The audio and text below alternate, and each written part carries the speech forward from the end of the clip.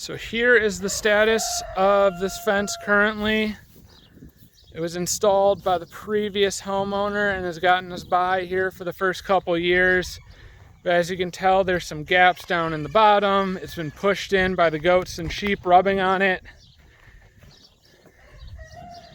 And then over here, you can see our attempts at holding this together for the time being, which did not go that great because there's now a giant hole that the goats can squeeze through and have been feasting on the chicken feed. So we're going to try and work on getting this fixed today. That black line is for water that we have running out into the pastures. So first thing I'm going to work on is removing all the old connectors to the T-posts and getting it all cut free so I can take the old section out.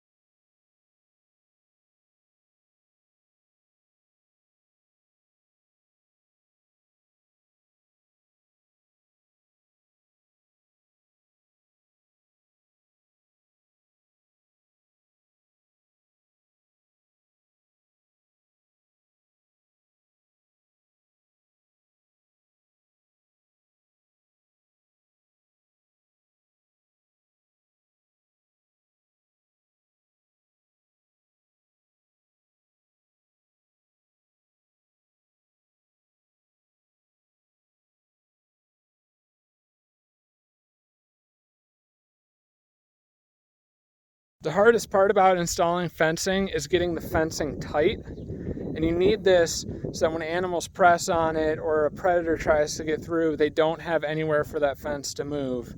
And the easiest way that I found to do this is you'll first start by attaching the base to something solid. So I'm taking the fence from its old spot, which was up against those boards, and I'm going to move it over to this vertical post. And so you'll attach probably 3 or 4 spots down here in the bottom, and then you'll run it all the way over to your other anchoring point.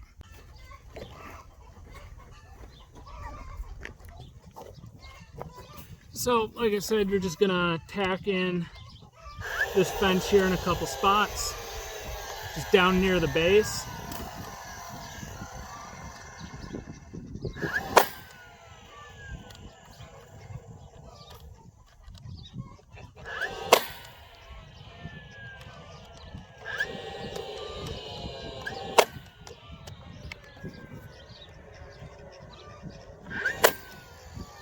And then we're going to run our fence all the way over to the other side.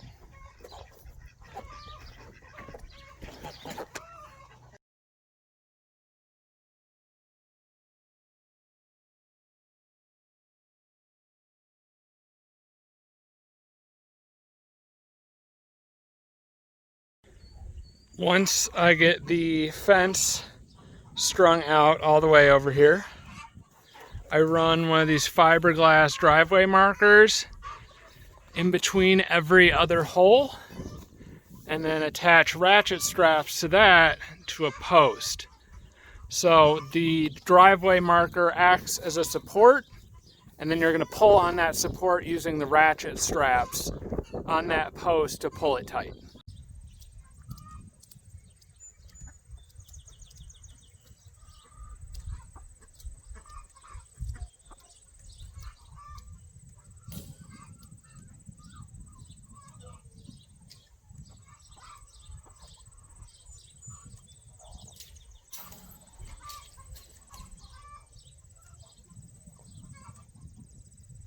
all I've done so far is tighten up the base. I've left the top slightly loose because all I'm going to do right now is just attach the bottom of the fence onto this post.